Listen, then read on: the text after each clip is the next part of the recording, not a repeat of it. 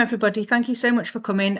Sorry that you just had to listen to our kind of pre-event admin, but hopefully we're all set to go now. So just while we're waiting for a few more people to join, if you could just please do this very small survey. The QR code is there, and if it's easier, I've popped the link in the chat for you to copy and paste. And we'll get started soon.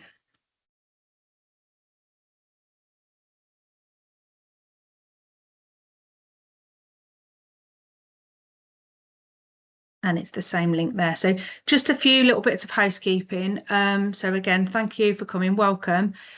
Please, if you can turn your cameras off and ensure that your microphone is muted while other people are talking. So we do share the slides to things like YouTube. So if you don't want, obviously, your face in the overall screen, then obviously that will help. And microphone just to avoid background noise.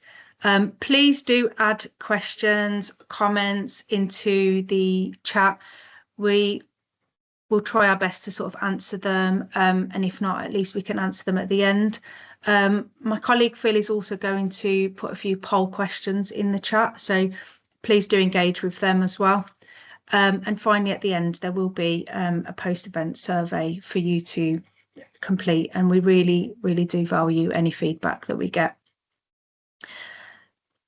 So my name is Vicky Geddes. There's my email address in case you'd like to contact me for any reason at the end, and I'll share it at the end as well. The map there that you can see represents obviously England, and we're this lovely purple patch here. And yeah, I'm very pleased to say today we've got kind of a range of speakers from across our geography. So the central and the south and everything in between will be sort of talking to you today. So I will introduce speakers as we go, but just a little bit about how today's going to run. So first we've got Dr. Lucy McKay, who's going to be up first. Then we've got Angela Scudder second, Dr. Izzy Fuller, and then finally Dr. Nicola Robinson. So briefly, the first speaker is going to talk about rare disease, something she's really passionate about.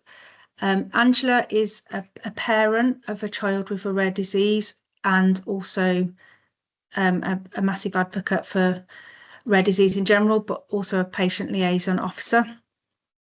And in fact, I just said I was going to introduce them as I go, so let me just do that. So firstly, I'm really, really happy to invite Dr. McKay. So Lucy is the CEO for Medics for Rare Diseases. She's very, very passionate about education and generally getting everybody to be more aware of rare diseases. I think she's especially passionate about GPs because we know how important GPs are in obviously first recognising these things in some cases and starting the process off, and then obviously the long-term care in the community of people with long-term conditions. I've included a picture of a zebra there, which may or may not be relevant to most of you. And if not, maybe Lucy will mention it, or it can be good homework. But other than that, Lucy, are you happy to start? I am. Thank you so much, Vicky, and for everyone at Central and South GMSA for inviting me here today. And for everyone who's listening, I'm really glad you've chosen to join us. So I'll just start my slides. My name's Dr. Lucy McKay, so I'm a UK trained doctor, but I founded, along with some colleagues, and I'm now the CEO of a charity called Medics for Rare Disease. So that's why I'm here today. And I've taken the title, What Do You Need to Know About Genomics in Primary Care? But I'm going to present, why do you need to know about genomics in primary care? Because I think sometimes it's the why that is really crucially missing. So at Medics for Rare Disease, our vision is healthcare equity for everyone. And we are on a mission to shape medical profession that can provide people living with rare conditions a timely diagnosis and excellent care.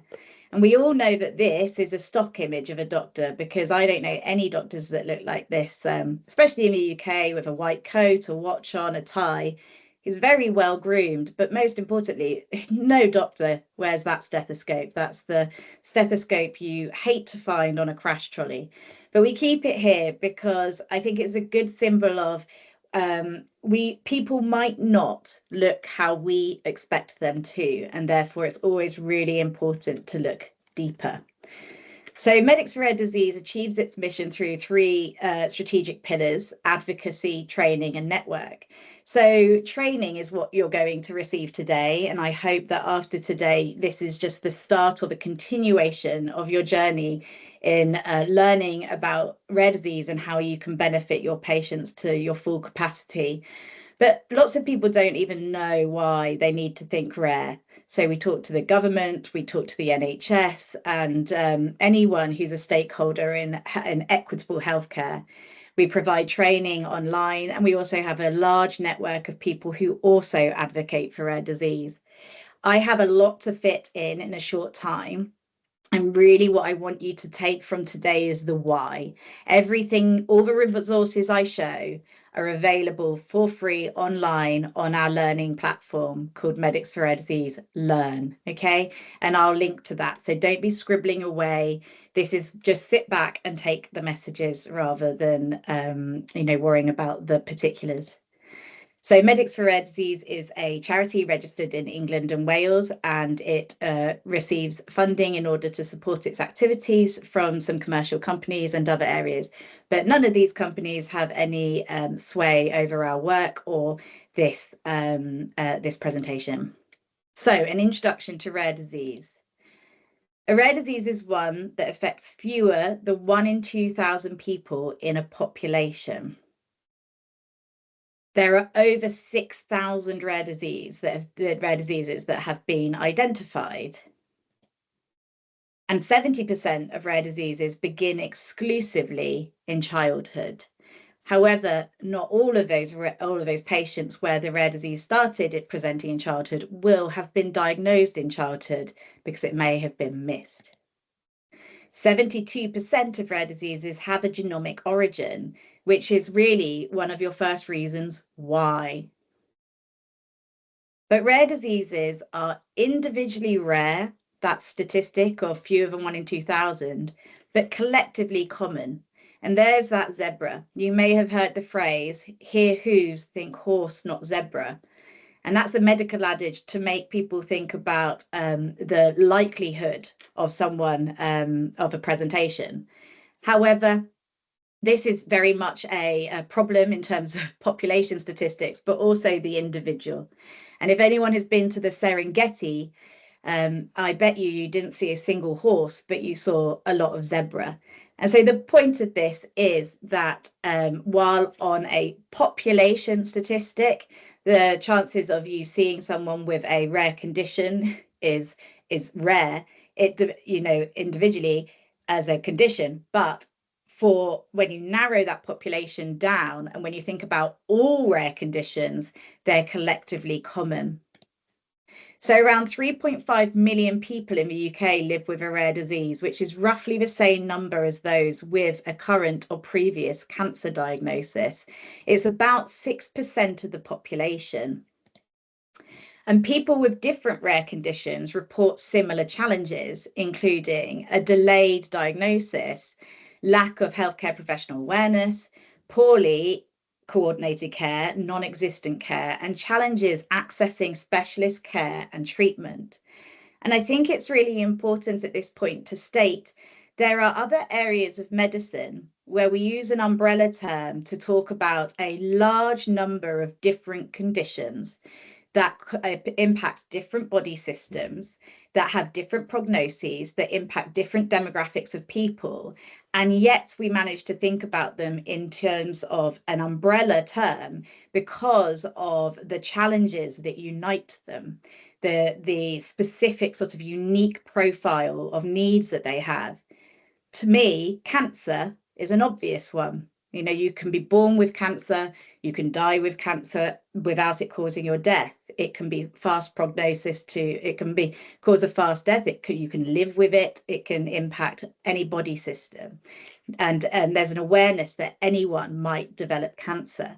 And that's no different to rare disease. But within rare disease, you have due to the lack of data and due to a lack of awareness, it means that you get a lot of issues that aren't actually related to the individual conditions, but are more related to the neglect of this area and our lack of ability and processes to effectively pick up when people do have a rare condition and be able to care for them appropriately and effectively. So rare disease is actually a UK health priority and has been since 2013. And I'd like you to reflect on whether your training up to this point has reflected that rare disease is a UK health priority. We work with the Department of Health, and the England Rare Disease Action Plan is a piece of policy that comes out, an action plan each year about what we're doing in England for rare disease, and there's similar in the other 3 nations. And there's a huge amount of emphasis on priority 1, helping patients get a final diagnosis faster. And I think genomics plays a role in that. But there's some caveats to this and also some cautions. There's also priority 2, increasing awareness of rare disease amongst healthcare professionals, better coordination of care, and improving access to specialist care and treatment and drugs. So when we talk about those 4 areas that are really important, there's been a lot of focus on one, but really from the technical side. And what the GMSAs are trying to do is to bring that healthcare professional awareness with them. But in terms of priority 3 of coordination of care and making sure people can get specialist care, the movement really is minimal, which begs the question, how is the diagnosis going to help if it isn't followed by appropriate support? So aside from that, I want to talk specifically about the Diagnostic Odyssey, as we are talking about a test today. We're talking about genomics, which is a type of, whole genome sequencing is one type of test, but within genomics and genetics, there's a lot of them. And when we don't know what's wrong with what's causing someone's symptoms, we do generally try to investigate using different tests that are appropriate and that the patient consents to. So the Diagnostic Odyssey is something that is a term coined by the rare disease community. What we're talking about here isn't just a long wait for diagnosis. We're talking unacceptably long. 5 years is the average reported in the UK. Bearing in mind that most of these conditions start in childhood, that means that children are missing out on fundamental development needs. So that might be time in the family, it might be education, and it might be that their condition needs early treatment and they could have disease progression while they're waiting for a diagnosis and they're not getting a treatment. It can also mean that that family, if the diagnosis is genetic, aren't given that choice or that knowledge to understand what might happen if they have another child. So that 5 years is long anyway, but it's critical in this population. But it's not just the length. The Diagnostic Odyssey is named for Odysseus's journey back from the Battle of Troy to home.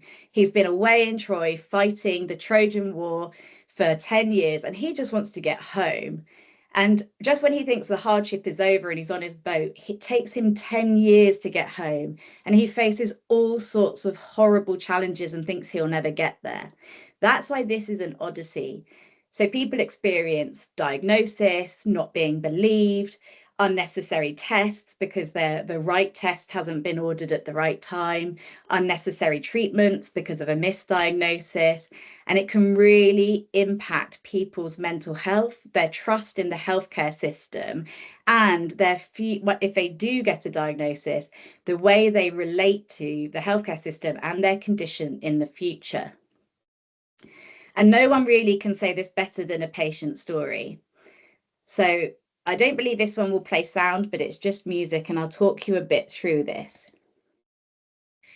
This is the story of 2 siblings, Matthew, who was born first, and his parents quite early on knew that there was something wrong.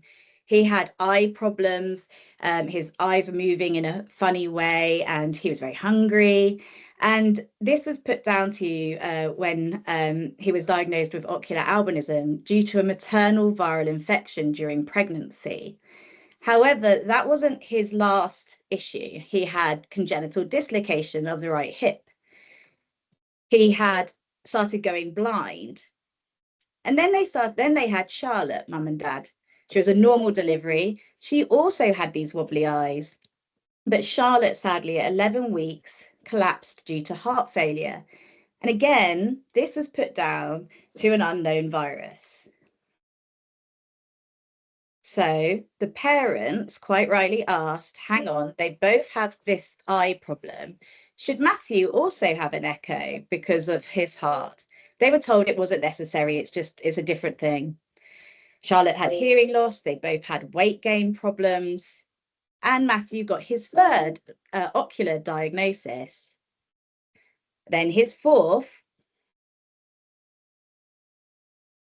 And then at 16 years of age, despite what the parents had been told all those years ago, he went into acute heart failure due to cardiomyopathy. And then another diagnosis for his eyes. It was at 18 years of age that they were diagnosed with Alström syndrome. And actually, this is partly due to this Lieber's diagnosis.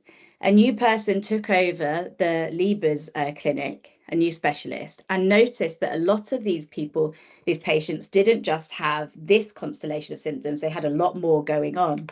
This doctor recalled all of the recent diagnoses with this Lieber's diagnosis to test them for Alström syndrome.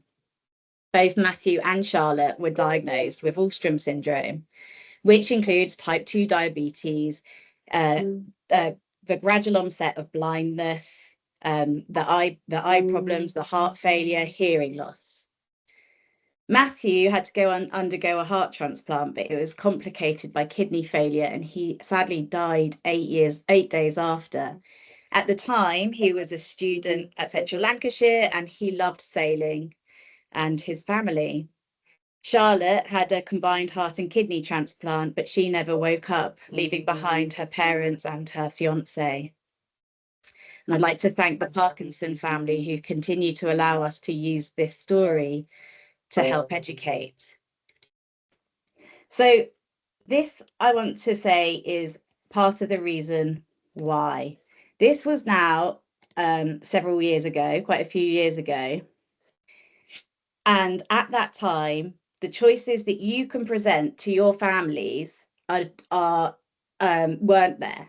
You didn't have these tools, but now you do. But you can't use these tools if you don't know about them or if you don't learn about them. And I'd also like to say about the Parkinson family, Mum, Kay Parkinson, is an absolute matriarch of this community. She did huge amounts to make sure that the community was getting the best testing and care, especially including for her children. She was there, and so was her husband, asking the doctors and really learning about this condition. But she is a white middle-class lady who had the means to be able to spend her time doing that. And had she not, her children may not have even had the opportunities that they did have. So a diagnosis can bring answers, validation, shared language, easier access to care and support, and renewed challenges. Answers in terms of, imagine trying to talk to every healthcare professional, family member, teacher about Matthew and Charlotte's individual problems, all as a long list. Oh, he's got this, he's got that.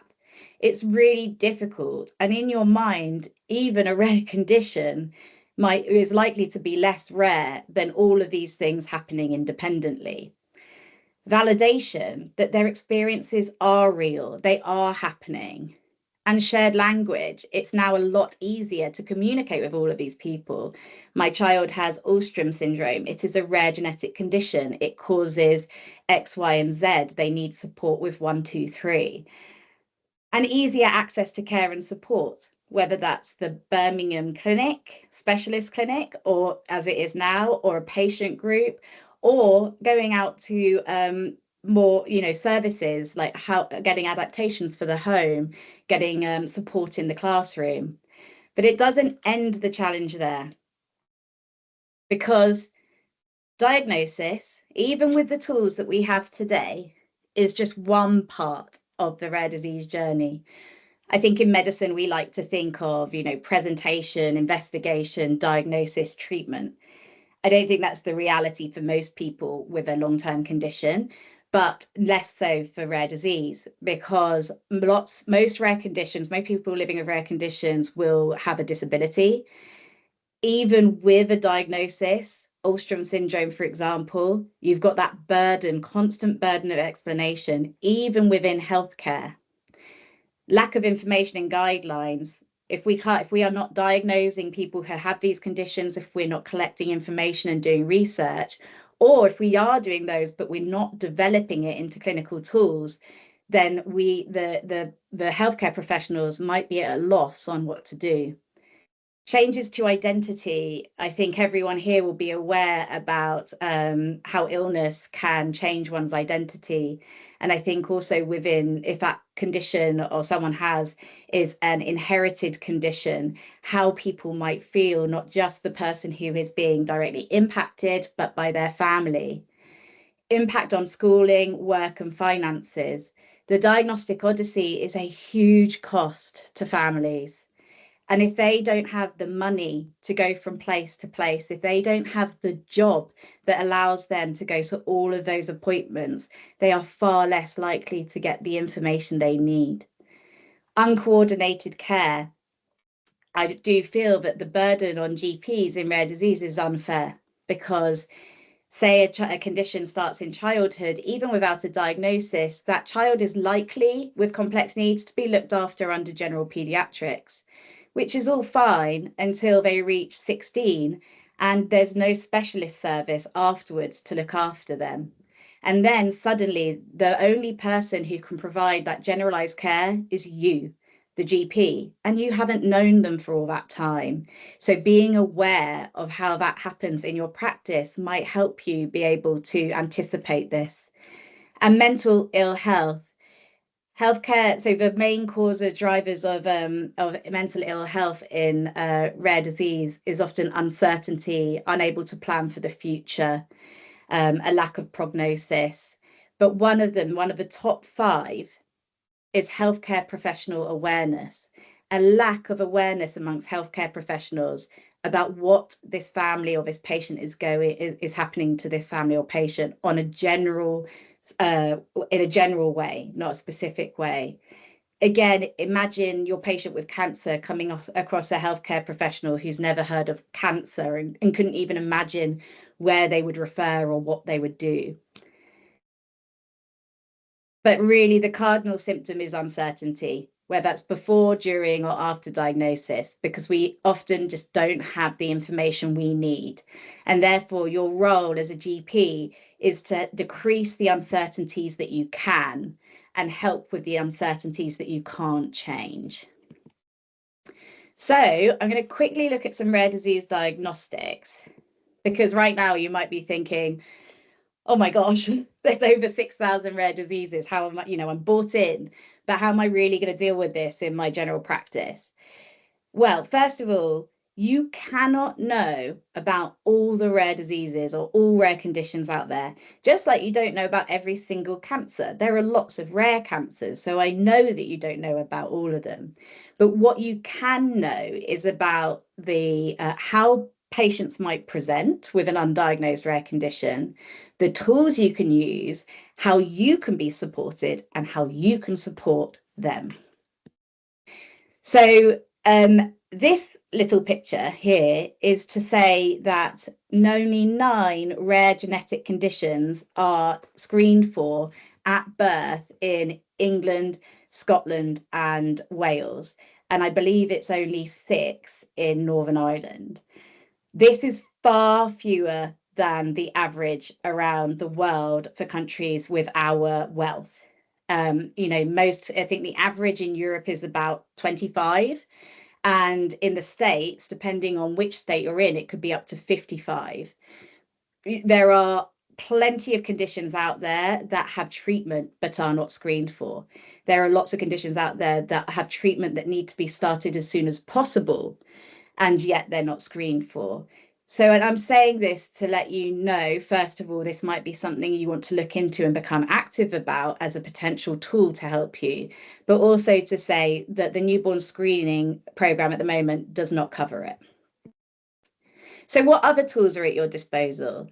So we did a piece of research with patients and families, so with patient groups, patient advocacy groups, about what is it like prior to the diagnosis? What is the family experiencing? And we studied this across 81 different conditions. And these were what came up, and they were very biopsychosocial. It was more about the story that the person was experiencing that linked them, with a few exceptions. So, and I think if you look back at that story of Matthew and Charlotte, lots of these apply. So many different or apparently unrelated symptoms, similar but not necessarily exactly the same presentation in family members, absence from school, missing PE and bullying, seeing many different specialists, an unsatisfying explanation for the whole picture for a long time, and previous misdiagnosis. And so what this might do is you might think, yes, but there are people who will fall in that who don't have rare conditions. Absolutely. But just like all tools in medicine, you're trying to narrow it down, not and to exclude, not exclude from the very beginning because you don't know how or because you just don't think it will be rare. So once you've got this history based on their experience, you can get more specific. This is an acronym, or this is a sort of a clinical tool developed by a group called the Whalen Group, that's online. So the first piece is to do a family history, a three generation thorough family history, and then some extra suggestions here of when it might be genetic. I'm not going to get too much into this. It's online, and I'm sure you're going to cover it in the next lectures. And then after that, given what you now know about rare disease and its the tendency for them to be genomic, you've now got areas where you can go to. So what's the difference between genetics and genomics? Genetics is the study of individual genes and their inheritance. But we've had genetic services for a long time. We still do. And they haven't, this diagnostic odyssey has been there even without those genetic services. And now we have genomics, which looks at the whole genome. And really what's the difference on a very layman's basis is we've had different tests over the years. And I think it's fair to say that they go up in cost, and more recently whole genome sequencing, which looks at the whole genome, not just the genes, has got less expensive and has become more viable for as a first to go to test. But remembering that the more you look at, the more patient data is saved. And so while it's not a physical intrusion, remember that this is a huge amount of information that you're taking from someone, and to make sure that they understand what you are doing. Also remember that around a quarter of rare conditions are non-genomic, but that doesn't mean you should be put off contacting the genomic services to find out what to do. There are some great tools out there.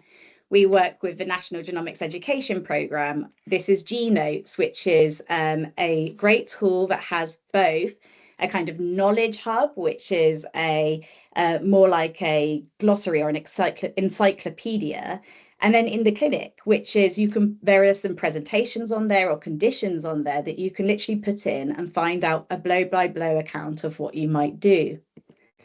There are other tools. Orphanet is a compendium of rare diseases, and it is reviewed over and over again. It has links to patient groups, potential research, papers, etc.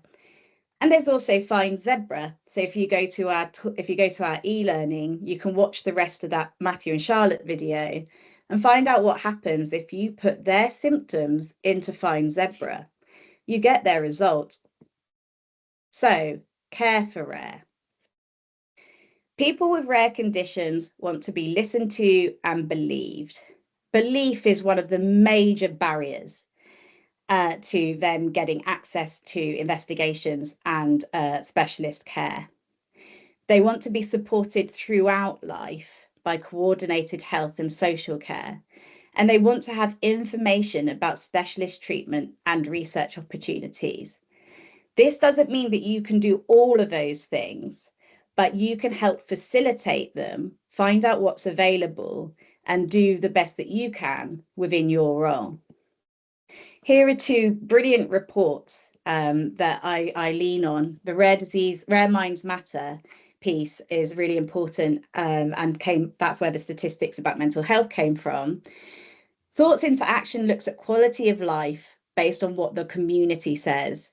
And when you read this, this isn't about wanting the most expensive treatment or the most specialist care. A lot of people are looking for the absolute basic human rights. So a right to healthcare, a right to food, a right to mental health care, a right to community, a right to education. And there's some great guidance for doctors in there about how you don't have to be the whole safety net, but you can strengthen that safety net so that the family, the patients know that they can trust you. And so what we advocate for is a health, home and hope approach where you look after your patient in all domains. Not every patient with a rare genetic condition will get a diagnosis. In fact, there is a term called syndrome without a name, which is called a SWAN diagnosis, which means we know that there is something underlying because of these symptoms, but we've done the whole workup. And right now, we don't know what is definitely causing these symptoms. So let that take a weight off you.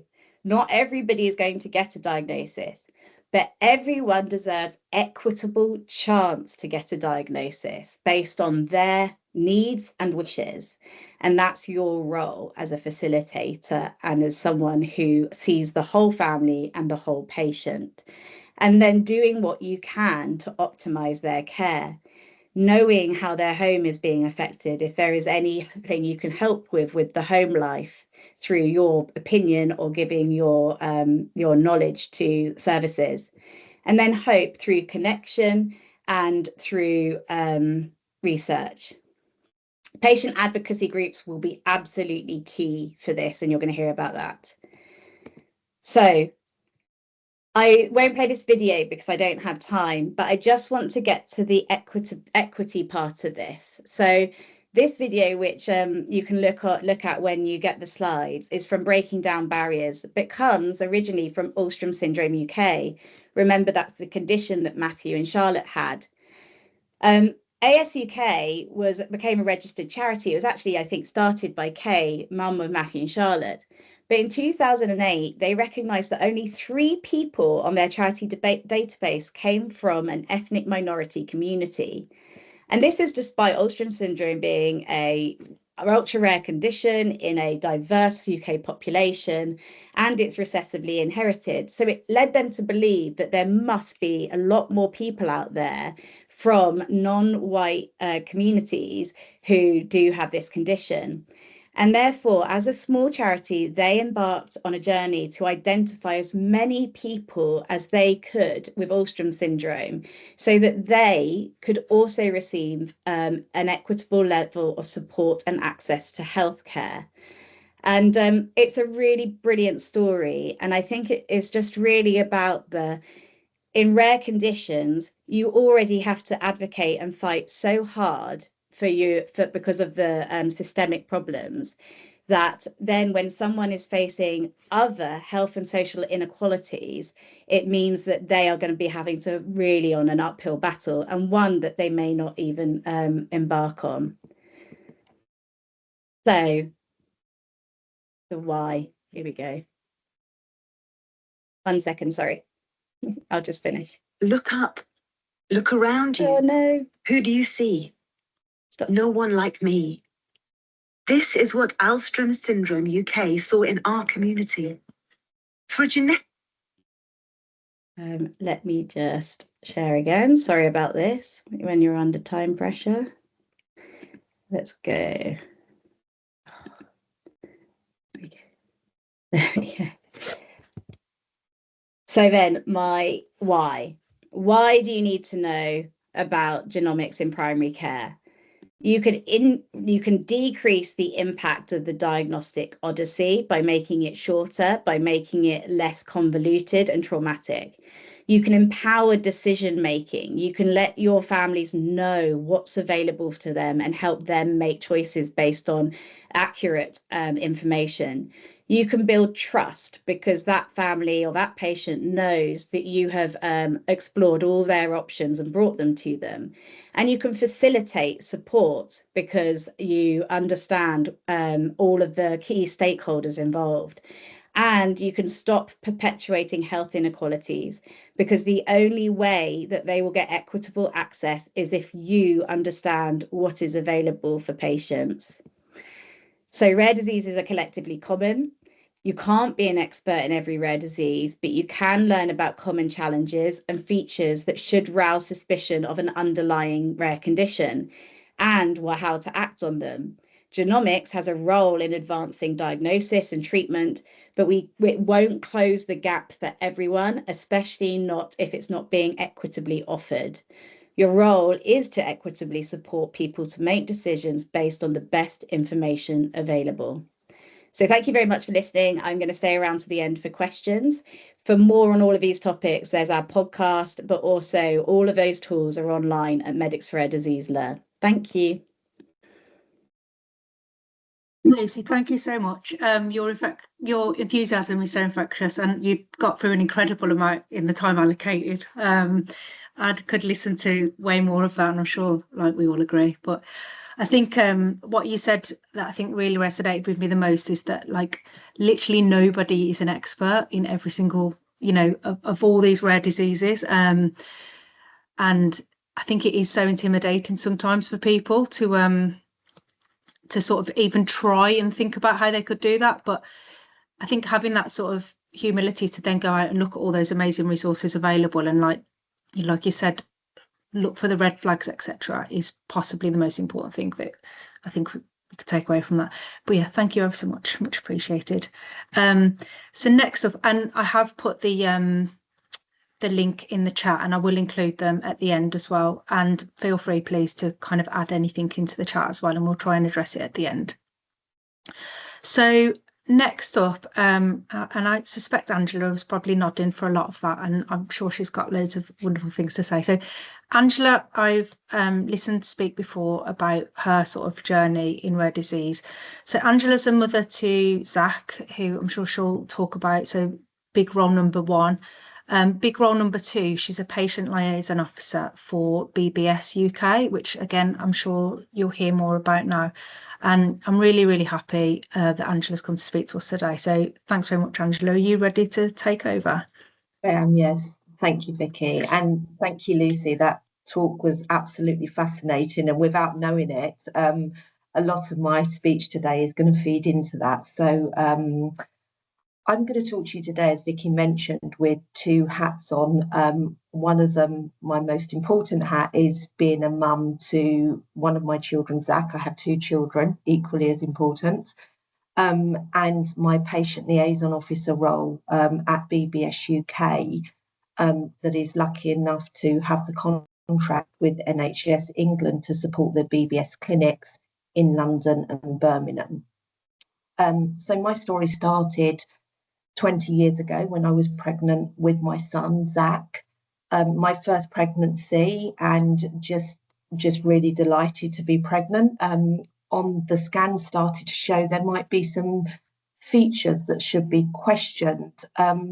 I think at this point, myself and my husband were just kind of quite delighted to keep being scanned, really, keep seeing our baby on a couple of weeks basis. People started to ask questions about other members of the family, which we happily answered. As the pregnancy went on, my husband did ask, what are you actually looking for? And we were told that, well, there's two very, very rare conditions that your son could have, but he won't have them because they would be known to you and your family. So we continue with the pregnancy. My son's birth resulted in a C-section, emergency C-section, because there was no onset of labour. And there was features when he was born that suggested, that there could be something possibly going on with him. But as the months continued, kind of everybody just fell away, and we continued enjoying our baby. And apart from the odd chest infection, he seemed to be pretty well until it came to the developmental stage, where there was a late onset of any communication at all, including speech. So we then became very much engaged with our GP again, with paediatric care. And, there was lots of questions going on, why does this keep happening? Why does he get a chest infection every 2 weeks? Why does the GP want to see me every 2 weeks with him just to check up on him? And, a few common conditions such as cystic fibrosis were very, very quickly ruled out. And we just carried on going from one hospital to another to see different specialists. The GP was very supportive with all of this, and I realised how lucky I was that the GP was seeing me, quite regularly. Finally, I'd done some research myself and decided that I believe my son had Prader-Willi syndrome. I took it to my GP, who kind of collapsed in our chair, who knew us pretty well by then, and said, I think you're right.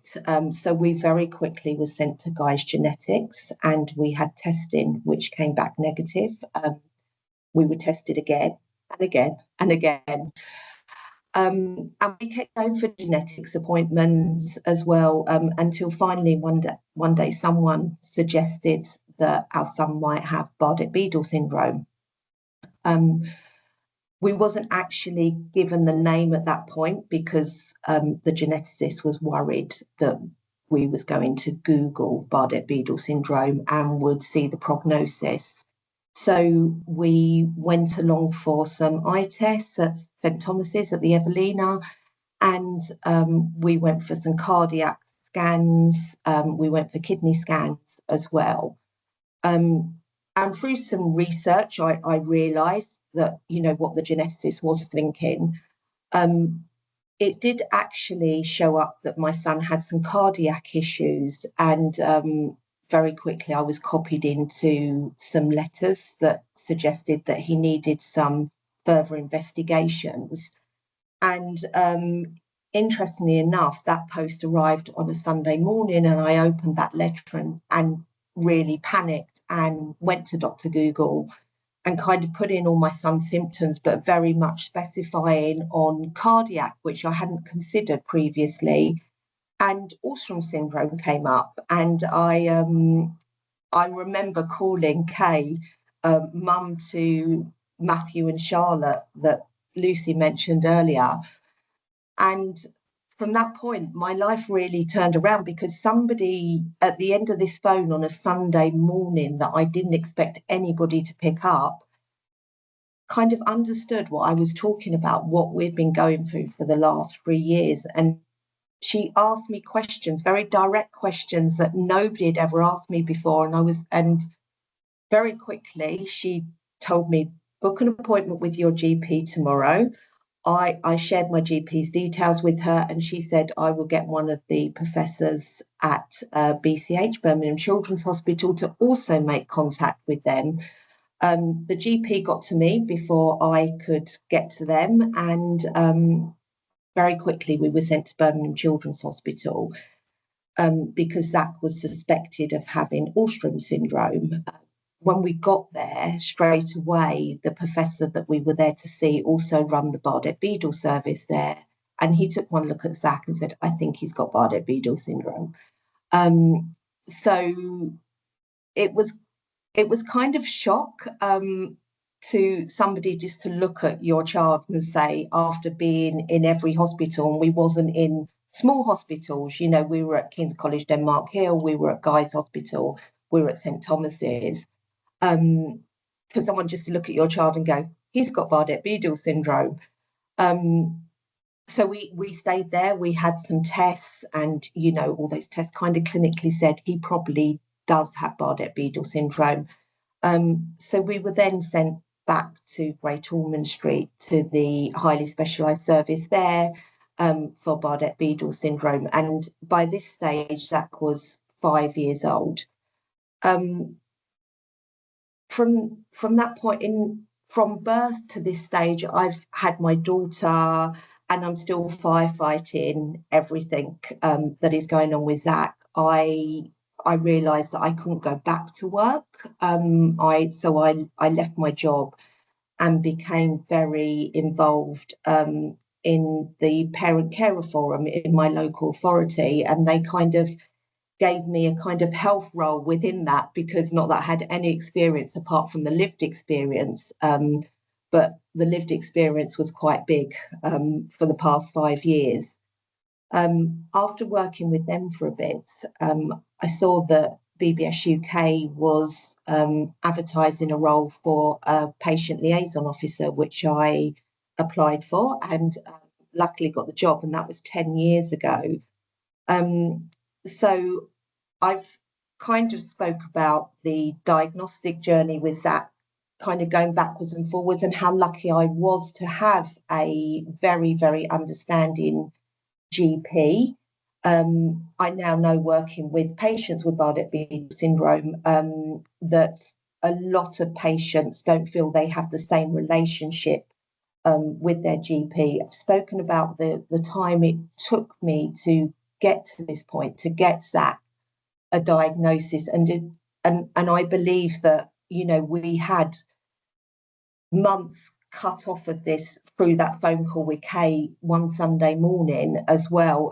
I feel that we could have gone on for a lot longer had I'd not been so tenacious and kept, you know, researching and pushing people. And as Lucy said, not everybody is able to do that. But also the important bit that I hope that you're picking up, that I did have my daughter also in the middle of all of this, that, you know, it's really affected her life growing up as a sibling, a younger sibling of a child that has quite profound needs. But also my work, my job, my career that I'd trained for, that I'd enjoyed, that I'd worked myself up the career ladder. I realised that I just couldn't return to, and, you know, finding my new job now, which I absolutely love, but obviously that was a big step 10 years ago. So how our lives have really changed because of our son's diagnosis. And we were very lucky that he was diagnosed at the age of 5, that we did have understanding clinicians around us. And probably the most important part, that for the condition that he was diagnosed with, even though I didn't even know how to spell it when he was diagnosed, had a highly specialised service linked to it. So there was an MDT team that could get hold of us and put us on the pathway that we are on now. And I realise that how lucky we are to have had that. And sometimes people get a name of a diagnosis, maybe not even a name, maybe just a code. And where do they go with that? They don't really know where to go with that. So that's really difficult. So I'm going to move on to my role now as a patient liaison officer. I work at the BBS clinics at St Thomas's Hospital for adults and Great Ormond Street for children. There are other patient liaison officers. There's another patient liaison officer that I work with in London, and there's 2 in Birmingham. There are clinics at Birmingham Children's Hospital and Queen Mary's for adults. And our role, as well as having a operational role of helping to populate the clinics, minimising DNAs and cancellation.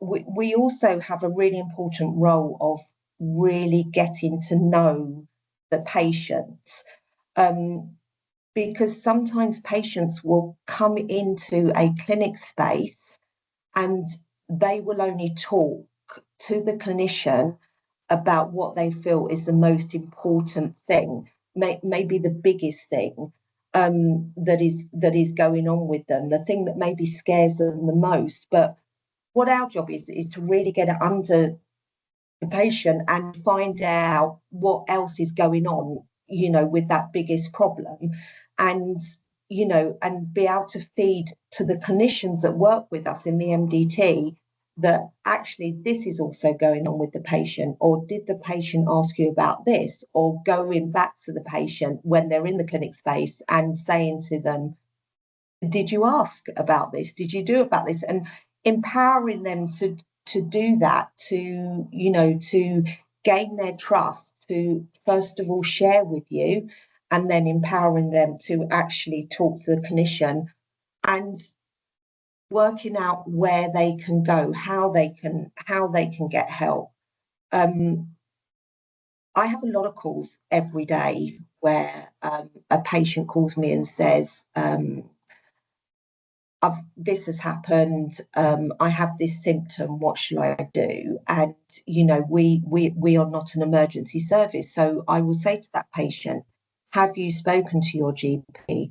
Now sometimes a patient will say to me, no, there's no point, and I will ask why, and they will say, well, because we can't get through to the GP, is the first thing.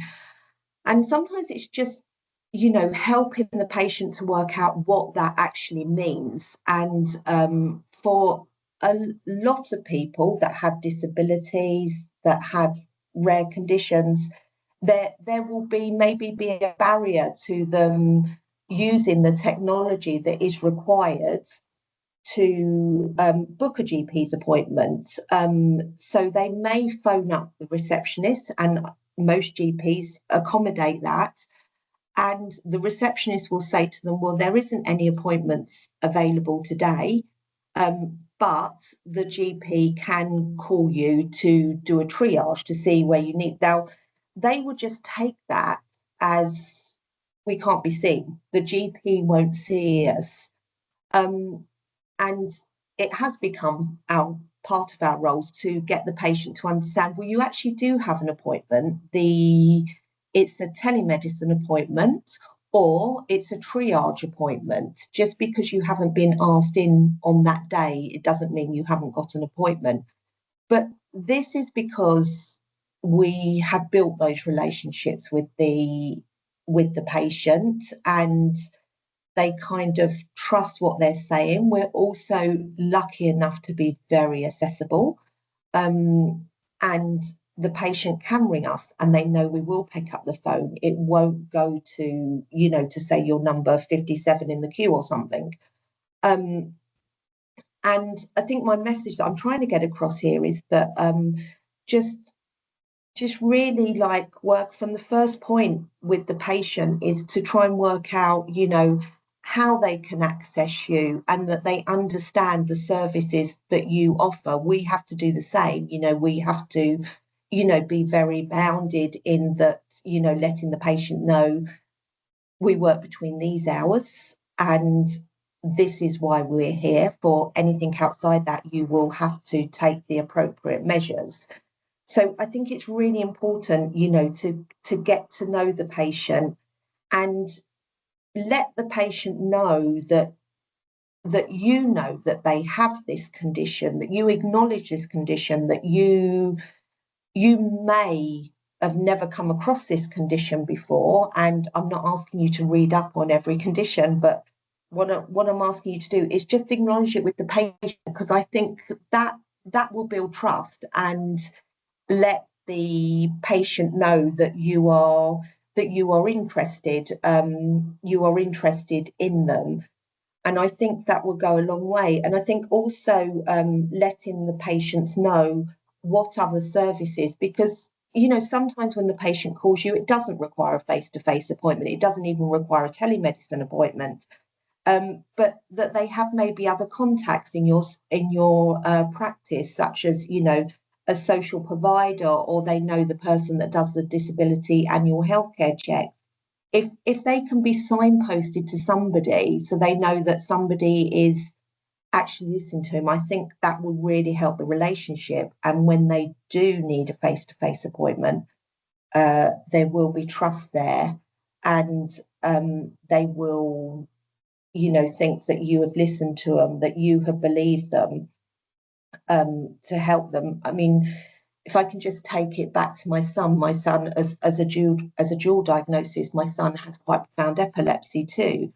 And whenever we have a paramedic that comes here to the house, and, you know, if they've heard of BBS, I'm like, oh, you know, it's kind of like that moment, okay, that's good. They kind of know something of what's going on, even if I'm thinking that they kind of know, you know, why my son is presenting like this, why, you know, why he looks the way he does, why he's saying what he says, you know, they know that. And, you know, so for somebody like me that is more than happy to advocate for my son, advocate for other people that have BBS, meeting another professional outside our circles and say, oh, I know this condition, or I came across this condition, or I think I might have heard of this at medical school or something. It just, I don't know, it's just a delight that I can't really explain. So if I feel like that, imagine how, you know, a very anxious,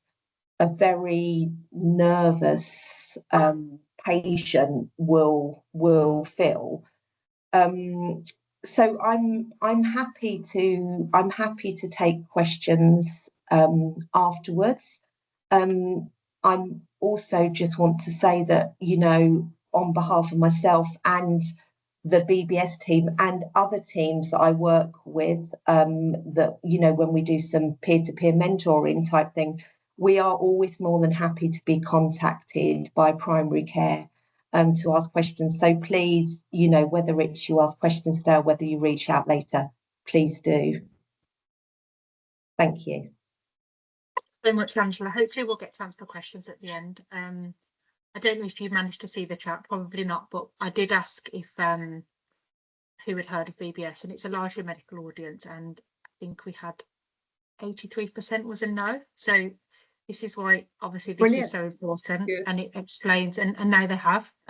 So I think yeah, what you do is so important, and I loved hearing about the connection you'd made with the person that Lucy spoke about before. And I think, you know, you summed it up perfectly. It just shows like just the absolute amazing work that parents and families and patients do in this field, advocating for themselves. So yeah, you are so valuable to everybody in this community, and yeah, really appreciate you coming again. Thank you. Thank you. Thank you.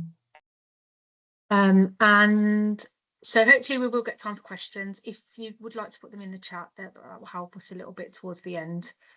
So next person who's speaking today is Dr. Izzy Fuller. So Dr. Izzy Fuller is a GP. She is incredibly passionate about genomics. I think she could have talked about many things today, but she is focusing today on carrier testing and the GP's role in that potentially, and also pre-implementation genetic testing. And she also really likes teaching. And yeah, really glad that you could come today. Izzy, are you happy to share your slides, or do you want me to flick through for you? It's all right, I can flick through on here, that's fine, thank you. Brilliant, okay.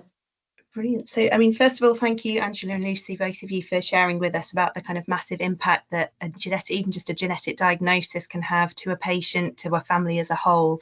I'm a GP, I work at the colliery practice in Cannock, and I'm also the West Midlands Primary Care for its Genomic Medicine Service Alliance for Central and South Genomics. So the main point of my presentation today is going to be more looking at a sort of clinical perspective.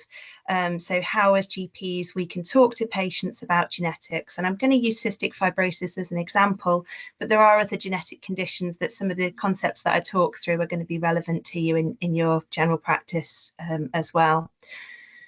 The first thing, bit of a disclaimer before I start, I'm going to start using very kind of jargon-free language. Now, I appreciate I'm talking to a very educated audience today, and that's not trying to insult your intelligence, but I always find if I think things through in a simplified way, when I'm explaining them to patients who don't have the same kind of medical background as me, I find I'm not constantly translating in my head. I find it a lot easier to just sort of talk it through and roll it off that way. So not trying to offend anyone, not trying to insult anyone's intelligence if I speak in very simplified language, but that's just the reason behind it. The other thing to point out with genetics is obviously this is someone's genetic material, it's who they are as a person, and nothing is going to change their genetics. So we try to avoid terms such as mutation as much as possible.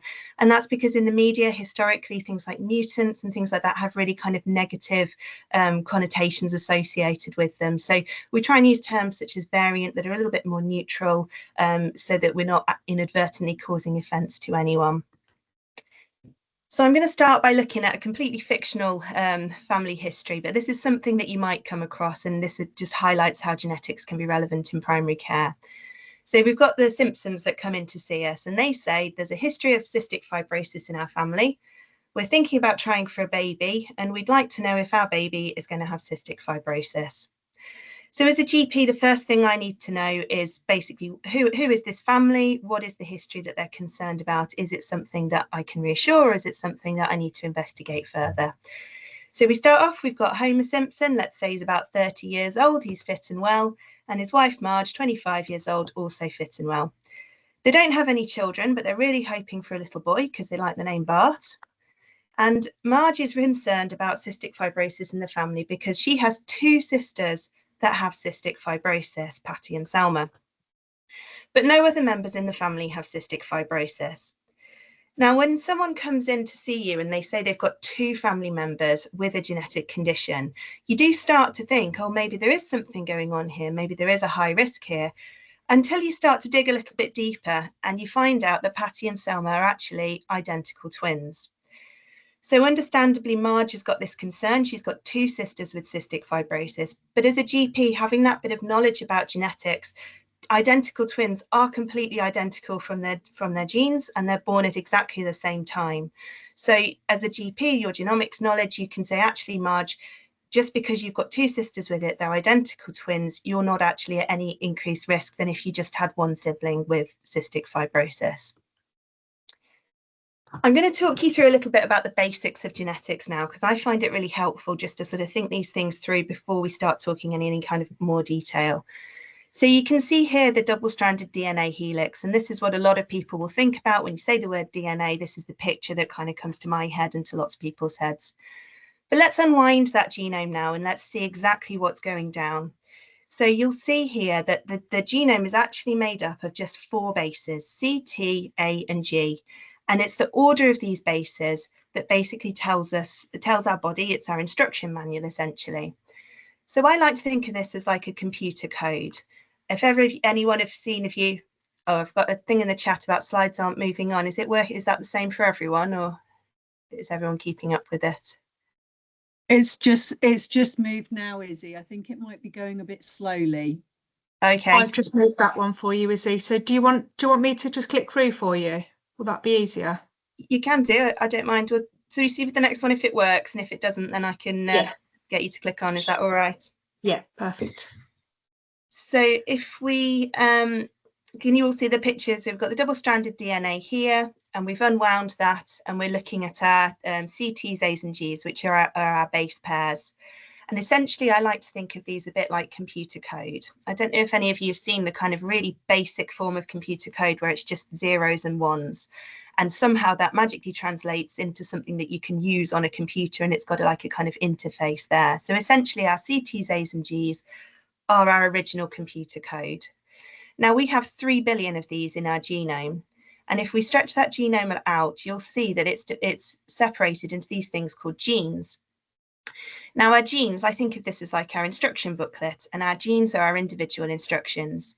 And the genes will have sections that code for different things called amino acids, which together join to form a protein. In between where they form the amino acids, you also have things that regulate the genome, that turn the genes on and off, that regulate them, stop them from overproducing and things like that. But the basics, all you really need to know is that you have a computer code that generates an instruction manual that builds some proteins. Now, the proteins will then fit together, and that will generate a structure. So that could be something like it will generate an ear or an eye, or it could be a metabolic thing. So it could generate a hormone or an enzyme.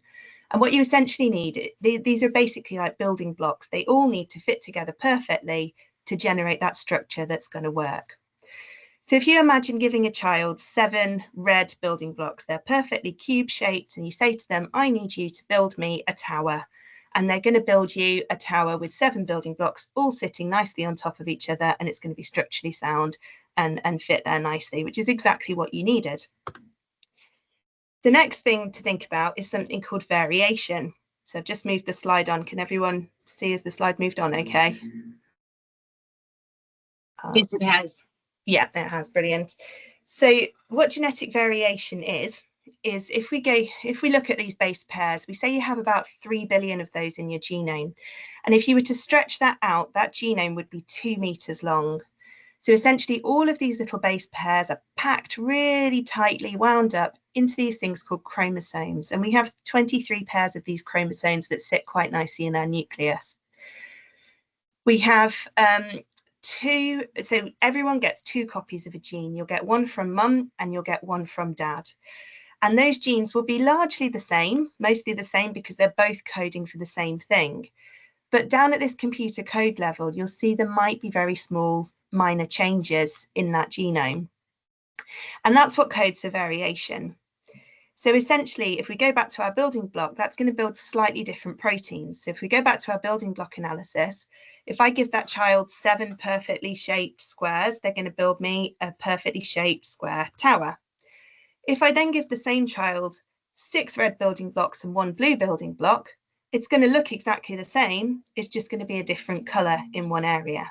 So that's essentially what our genes do. When we have this variation, we're getting the same proteins, but we're getting it slightly differently. So you might have blue eyes or brown eyes, depending on what the building blocks build up for them. What happens in genetic disease is that those building blocks might be a slightly different shape. So for example, if I give that child 6 perfectly square building blocks and 1 bridge, they might still be able to form a tower, but it's not going to look anything like the tower that they built from their just 7 normal building blocks.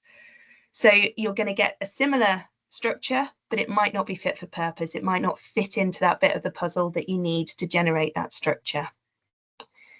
So just moving on to the next slide, if we look at cystic fibrosis as an example, we're using the CFTR gene. So this is the gene that codes for the proteins that make up the mucus and sweat glands. So those blocks that we've used to make up those mucus and sweat glands aren't going to fit together perfectly, which means we're going to have mucus and sweat glands that don't work properly. They don't mix the secretions in with the mucus, and therefore it's thick, it's sticky, it causes blockage and damages to lungs, digestive system, and this leads to recurrent infection. It can block the seminal ducts in the testes and can lead to male infertility. So that's how genetic changes can actually cause disease. It's because of the structure that it's making, so that the overall kind of structure isn't fit for purpose or isn't working in the way that it should be. So I'm on the slide about carrier frequency now, next slide, and we're looking at how common is cystic fibrosis.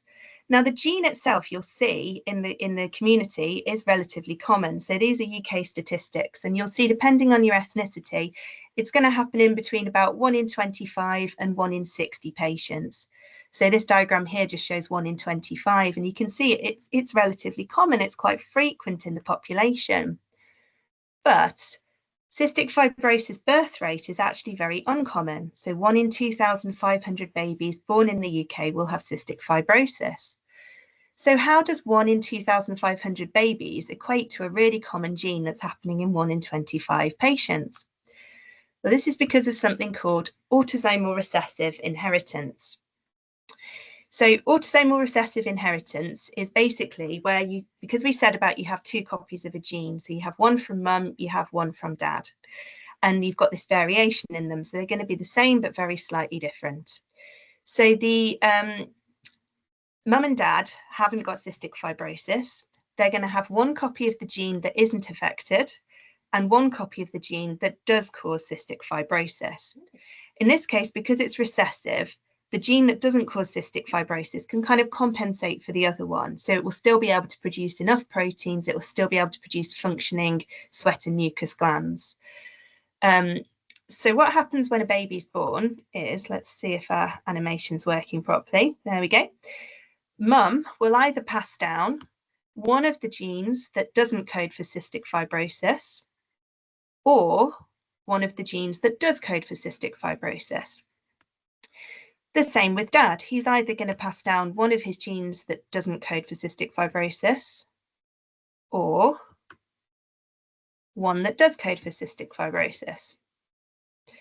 So essentially what you're going to end up is with 4 different options depending on which gene has been passed down. You're either going to end up with a child that has 2 copies of the gene that don't code for cystic fibrosis, or 2 copies of the gene that do code for cystic fibrosis, or one of each. So if you don't have any of the genes that code for cystic fibrosis, you're not affected, you're not a carrier, you don't have any risk of passing that on to your future children. If you have 2 genes that are affected, then you're going to be affected by cystic fibrosis. You're going to be a patient with cystic fibrosis. And then 2 out of every 4 pregnancies will be what's called a carrier, which basically means that they have 1 copy of each. They're not going to be affected by cystic fibrosis, but they do have the potential to then pass it down to their children.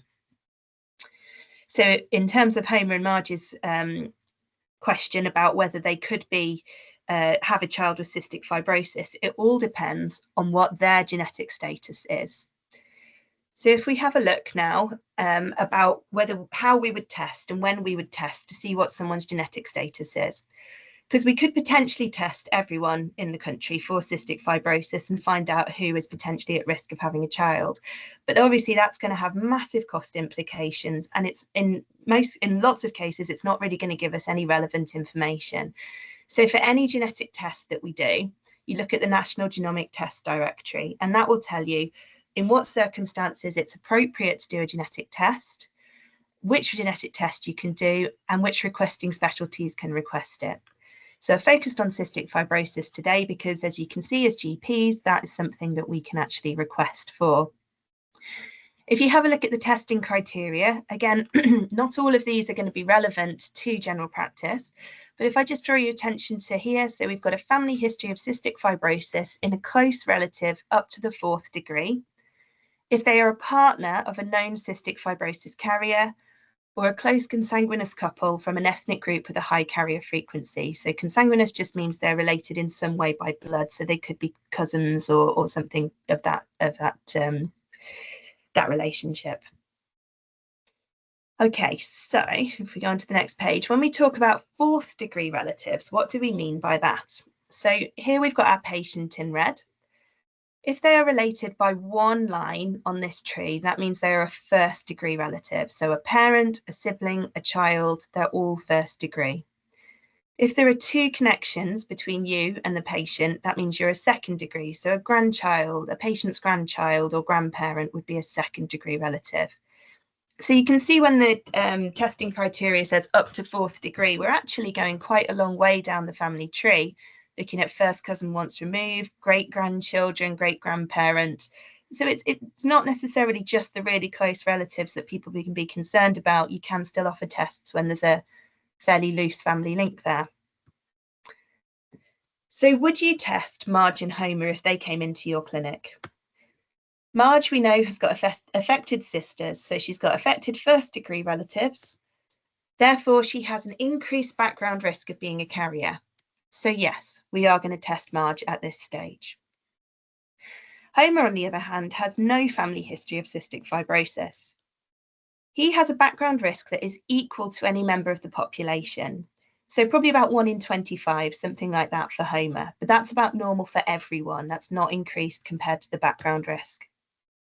We know cystic fibrosis is a recessive condition, so both parents need to be carriers in order for the baby to have cystic fibrosis. So at this stage, if March tests negative, it doesn't really matter what Homer's carrier status is, because if they were to have a baby together, that's the question we're asking. If they have a baby together, what is their chance of having a baby with cystic fibrosis? And so even if Homer's a carrier, if Marge isn't, they won't have a baby with cystic fibrosis. They might have a carrier. So it's not going to change our management. So at this stage, we're not going to test Homer. Now, what exactly happens with a genetic test is that a blood sample is sent off to the lab and it's sent through a sequencer. And that sequencer gives us a big printout of all these CTs, A's and G's in the order. Now, I don't know about you, but that doesn't make a whole lot of sense to me if I was to see that. So fantastic bioinformaticians that we have at the labs will have a look through and will analyse that data for us and give it in a bit more of a user-friendly kind of thing that we can actually interpret and use clinically. And what they're essentially doing, if I was to send you a massive Word document, say 200 pages long, and I say, find me the section on something or other, you're not going to be reading through 200 pages. You're probably going to be using a search and find tool. So on Word, you just do Control and F and you type in a keyword for something that you're looking for. And that's essentially what they're doing when they run the sequencer. So they're looking for the specific variants that they know are linked with cystic fibrosis, and they search specifically for those. And that is the only thing they will find in their test, because that's the only thing they're looking for. If you were to put a typo into your search tool, you're not going to come up with the exact same thing. So what they do is they look for the 50 variants that are known to be causing cystic fibrosis. And if it comes back negative, so they haven't found any of those 50 variants, we know that with about 90% confidence that that person's not a carrier. There is still a low chance it could be a rare variant that's not been tested for. So these are the 50 most common variants. There could be very rare ones that don't get tested for. And that's why it's important when you do send off your request form to include as much information about affected family members on the request form as possible. So specifically, if you know any genetic mutations or anything like that, any genetic variants or anything like that, then it is really important to include those, because they can look for those ones that are specific to that family. Genetic testing is slightly different to just taking a full blood count, and it's a little bit more in depth, and that's why there's a little bit more of a consent process that needs to go on in general practice when we do request that. So if you Google record of discussion form, if you have a look on the Birmingham Women's Hospital website, you'll find this form that you can just go through with the patient quickly. It looks quite a meaty form, but we're just going to break it down for you now. So the first page is kind of the most relevant that you're going to be going through with the patient. The second page is about the National Genomic Research Library, and that's just basically whether the patient consents to their data being shared and for research and things like that. And then the third page is just sign on the dotted line, check that you're happy with everything, give your consent. And they can withdraw, if they do give consent to the Genomic Research Library, they can withdraw that consent at any time. So let's have a look at the first page of the form now, which is the one that's going to be most important when we're going through it with patients. There are things that we do need to show that can be brought up with patients when they have a genetic test that we're maybe not expecting. So it may have an impact on the family and have wider implications. So this could be something like cascade testing. If they are found to be a carrier, if they are found to be a sufferer of a genetic condition, then their family members may be offered testing to check for that condition as well. It may also reveal other family members' carrier statuses by accident. So say you've got a grandparent that has a genetic condition and you are testing a grandchild. In between them, there is a parent, and that genetic information will have passed through that parent. So if you find a diagnosis in a grandchild and it's known about in the grandparent, you can accidentally find out what the parent's genetic status is. So it's important to sort of mention that to patients, that things like that can sort of flag up and make sure that they're happy. The bit about uncertainty and unexpected information, this is less relevant in primary care. It's more relevant when they're doing whole genome sequencing, because they're having a look at the genome as a whole. The tests we request in primary care are just looking for specific variants to see if they are present or not. So it's less likely to sort of throw things up.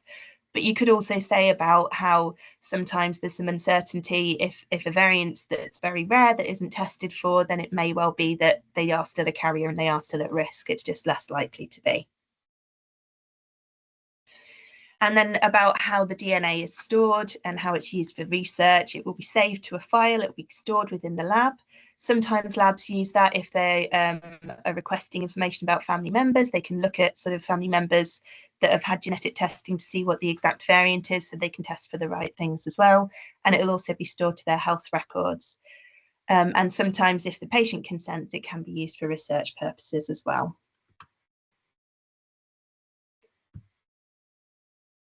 Okay, so my computer just froze for a moment then, but hopefully you're all looking at the page with the test request form that you'd be sending off with your blood sample.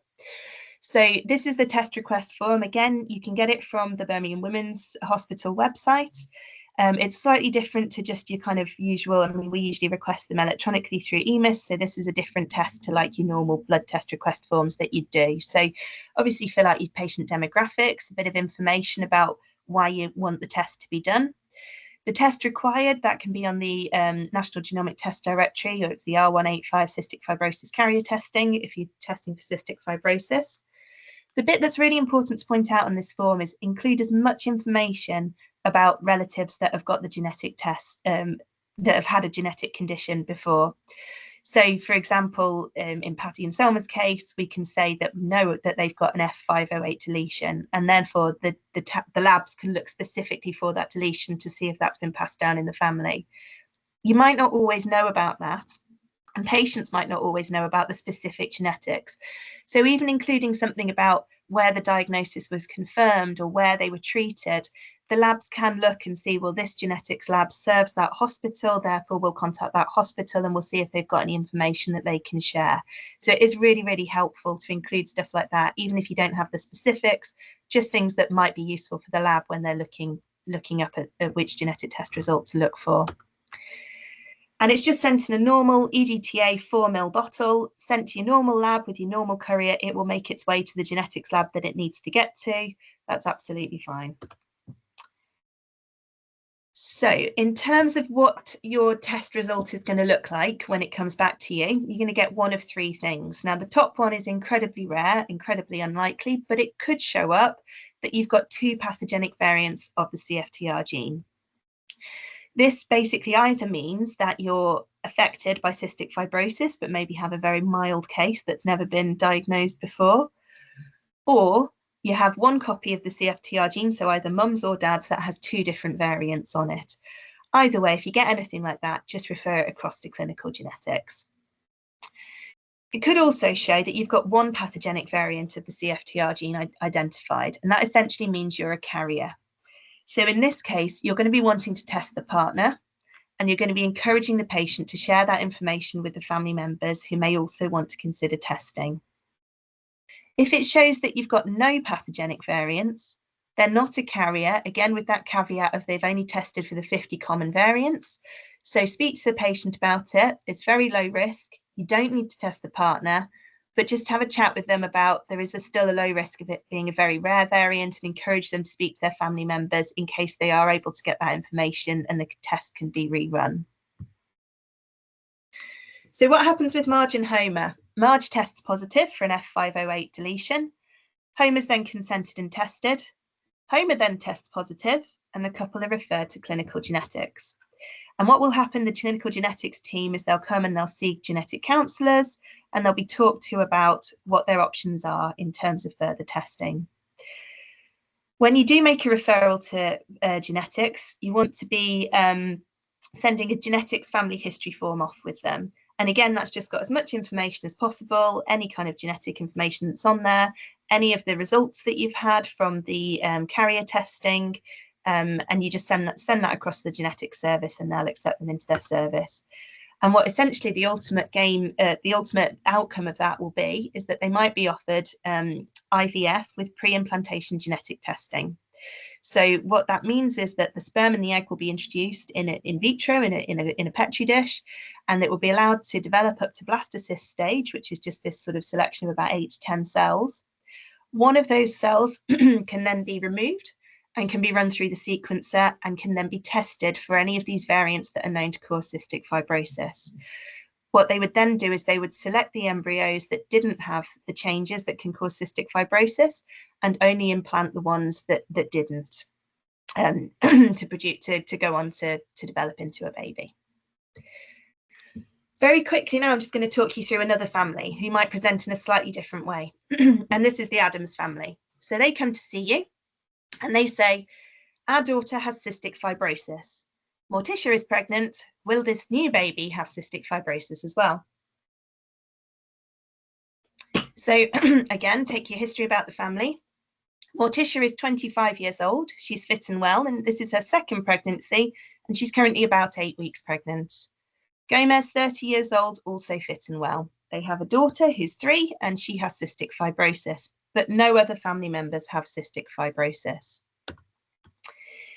So in this case, what we want to think about is 2 things. So first of all, we don't need to test the carrier status of Morticia and Gomez because we know they already have a baby with cystic fibrosis. Therefore, we already know that they are carriers.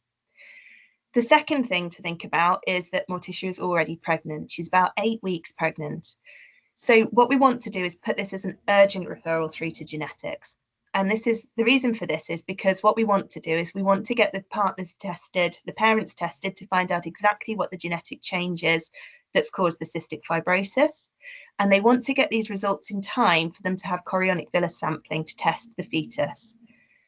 So obviously chorionic villus sampling is when they take a small sample of the blood from the placenta, and they will be able to run that through the sequencer and see if the fetus has cystic fibrosis.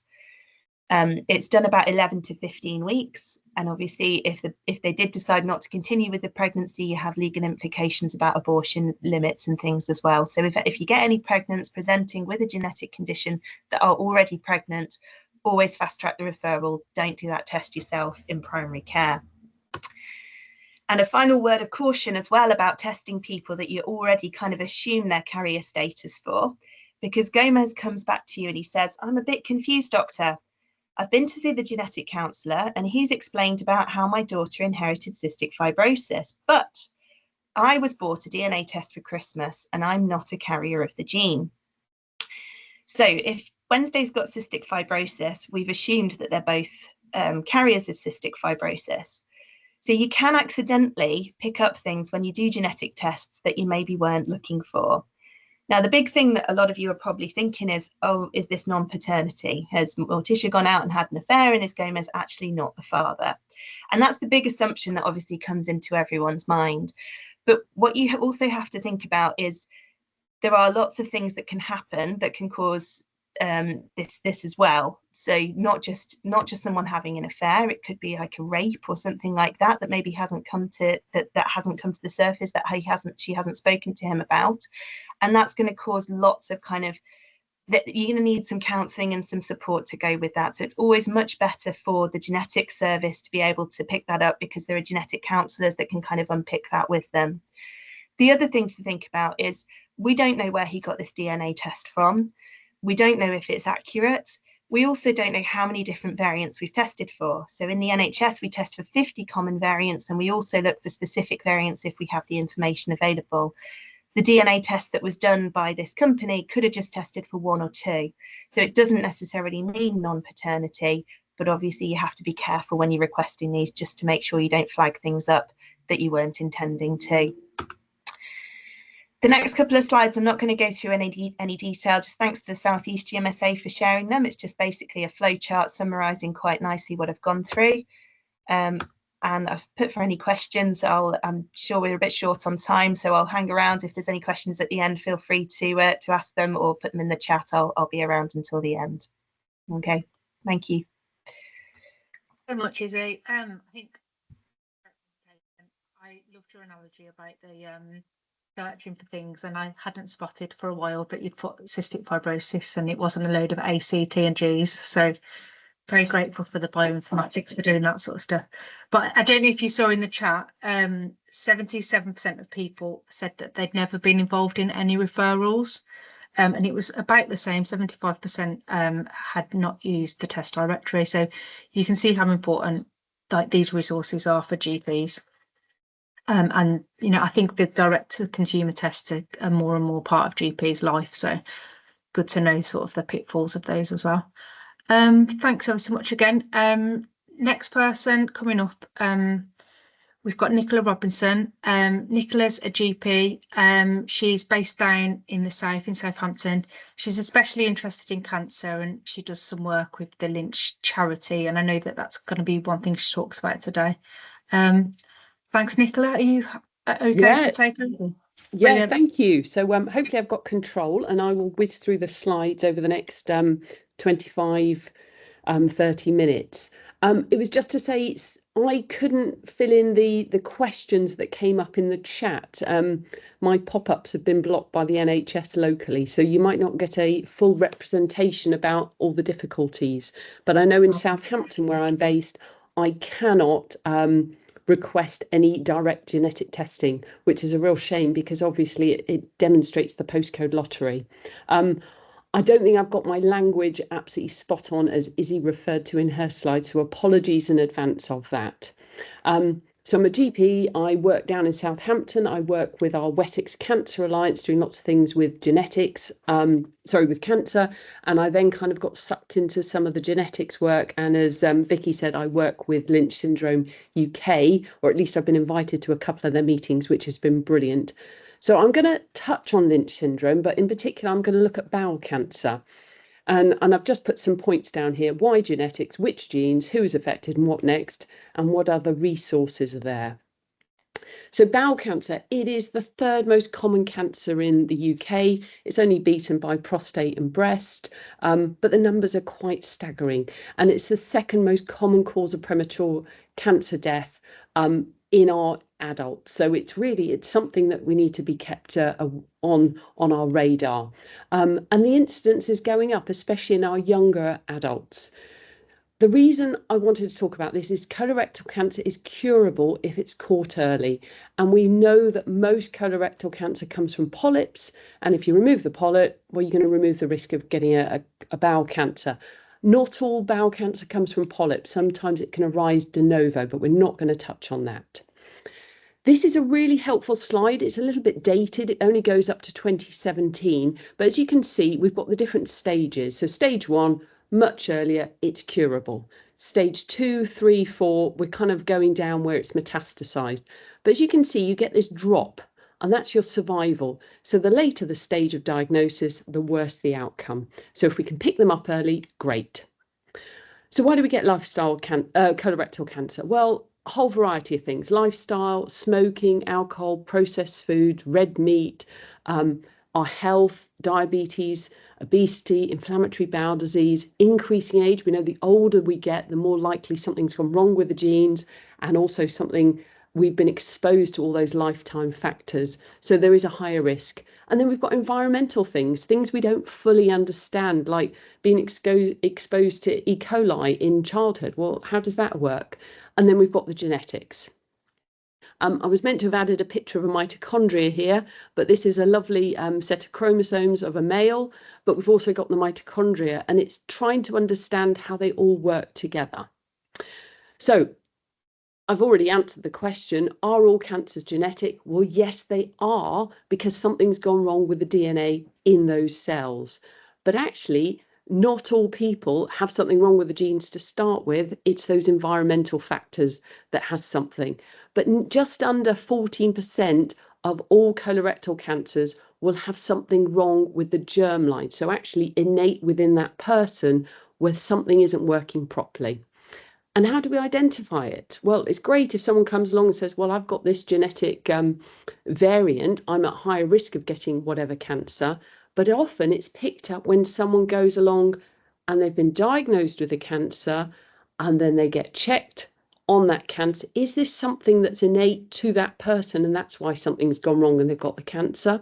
Or actually, is this just bad luck and it's all those environmental factors? But there is a very robust system within hospitals, and that's been rolled out, which is brilliant that that's working. So there's multifactorial and polygenetic inheritance. And this is a really nice slide. So it talks about, well, how much of it is environment, and so kind of 80, just over 80%. How much of it is all genetic? And that's the 3 to 5% of people. And then you've got this mixture. You've got people who might have something else going on and we don't quite know what. But if we can work on the environmental factors, and this is for the whole population, it will make a big difference because we will reduce your risk of getting any sort of cancer, basically. And then this is looking at, well, what is the risk? Well, you've got your population risk, and breast cancer is a good example. That's like 1 in 7. Your bowel cancer is a bit less common, 1 in 17, 1 in 20 for females. And then you've got your hereditary genetic predispositions. So actually, those are the higher risk individuals. It doesn't mean you're going to get a cancer, but you are high risk of it. So what's the difference? And I think this is just quite helpful. And this is thinking about, in particular, bowel cancer. So when you've got a sporadic one, so one that's just due to age, environmental factors, they're often later when you get it. There's often very little family history, and it's often just one cancer. Whereas the ones where they're inherited, they're often younger people under the age of 50. There might be multiple generations affected. You might have multiple primaries, so you might have more than one cancer, either at the same time or kind of sequentially, and then you get clustering of certain cancers that happen. Now, I've put up a picture of elephants, and the reason I did this is I listened to a really helpful podcast talking about why elephants don't get cancer, and actually they have got multiple copies of certain genes that go and proofread the DNA.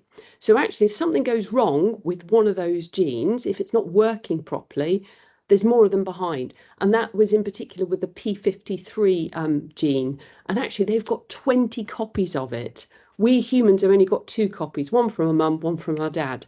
So elephants are really well sourced to not get cancer.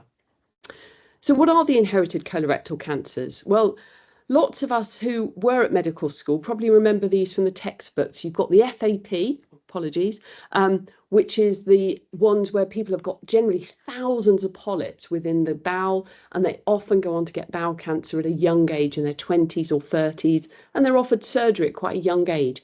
Doesn't happen to everyone. Some people don't get thousands. I've got a lady who's only got a few of them, but she's having constant monitoring and she's into her late 60s now.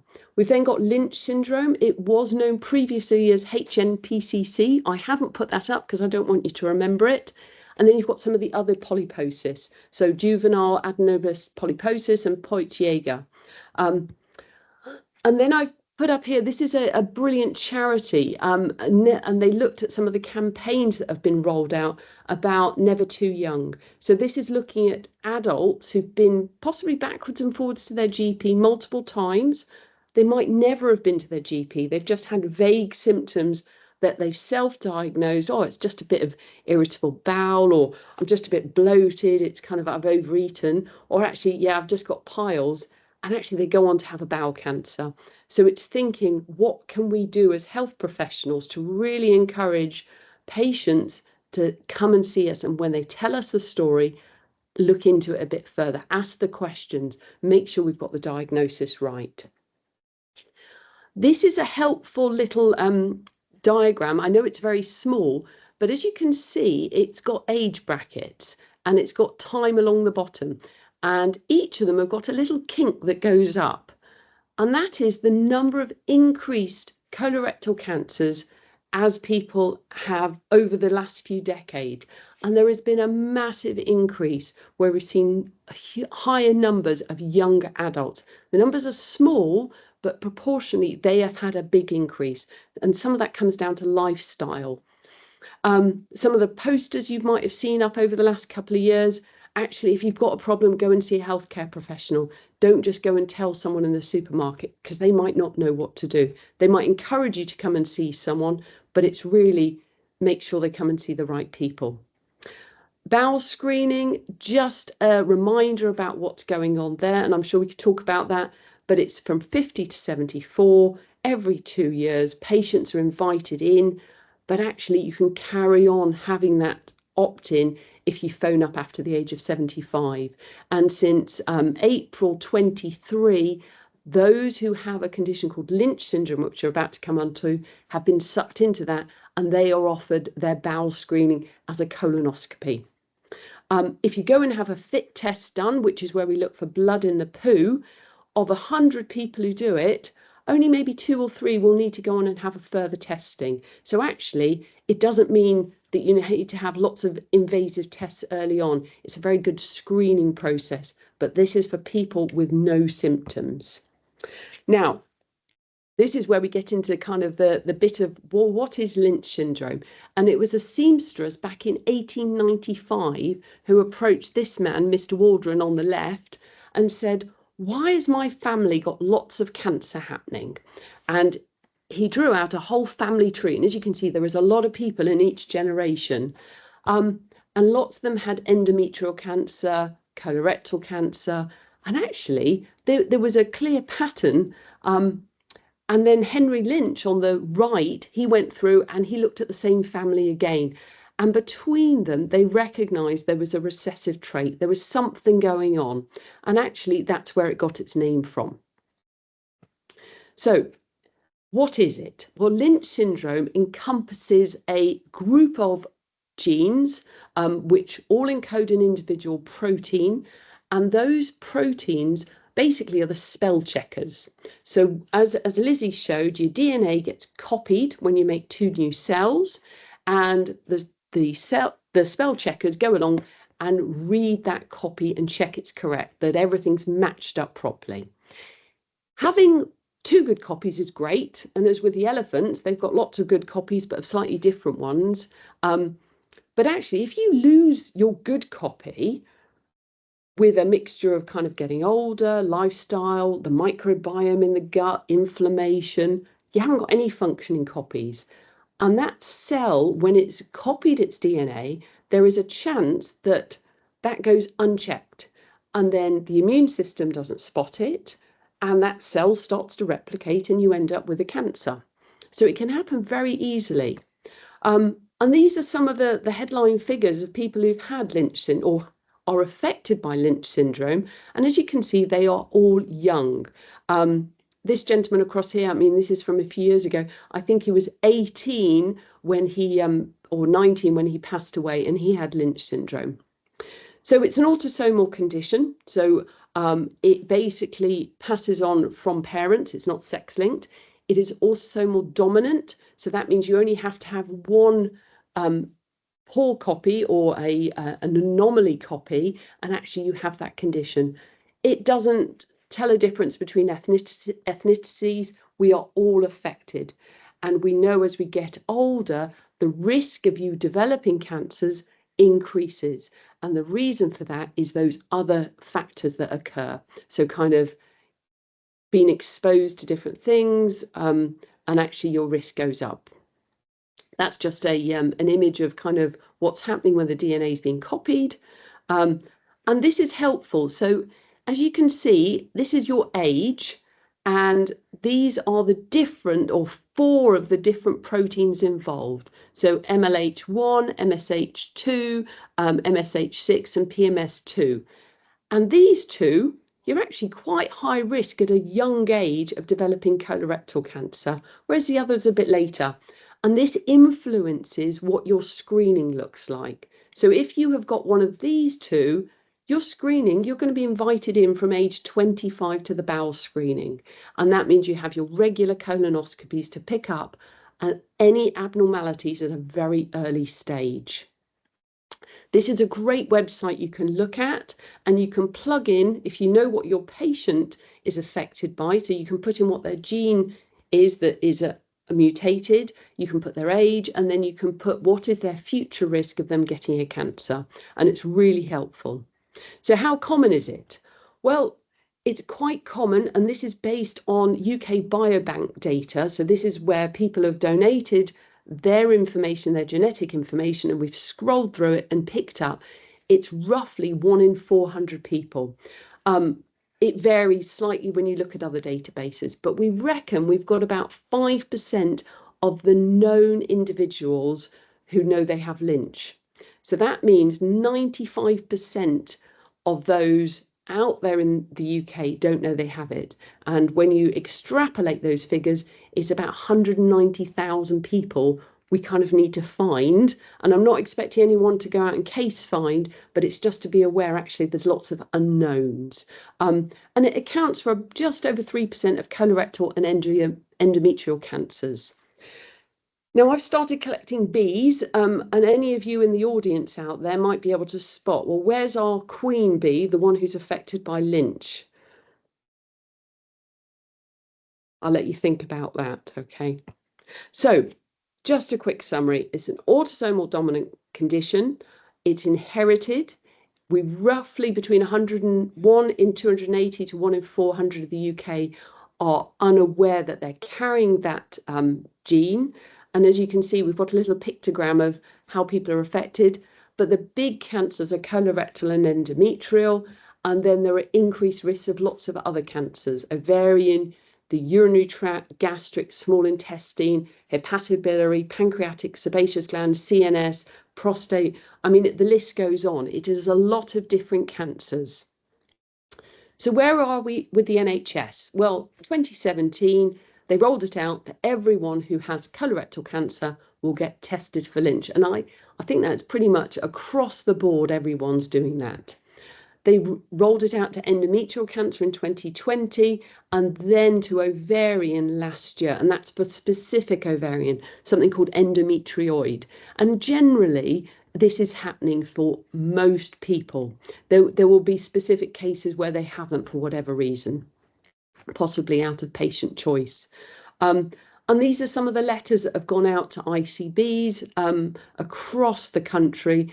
Some of them are from charities, some of them are very strong messages to say, look, we've got to be doing this because it's good practice. We want to be spearheading the gold standard for these patients. This is just a summary saying, actually, we need to really make sure that we've got nurses embedded offering this test. So, and it seems to work. And actually, I know in Central and South, and I'm right down in the Southampton patch, we've got it right. We know that having a nurse embedded in that colorectal MDT or gynae MDT means that if we suspect someone might have Lynch syndrome, they can be tested. They are then reducing down that time from actually waiting potentially 18 months for a result down to 3 to 4 months.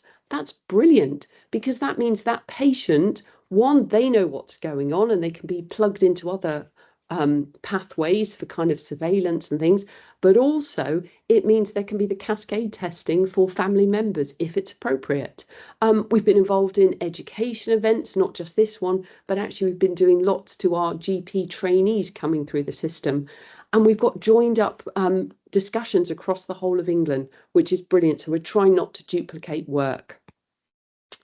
So why the importance? Well, I've mentioned knowing it makes a difference because you can get extra screening, but actually there can be the health education. We can make sure that they're getting the right medication. There's benefits for the patient and benefits for the healthcare system.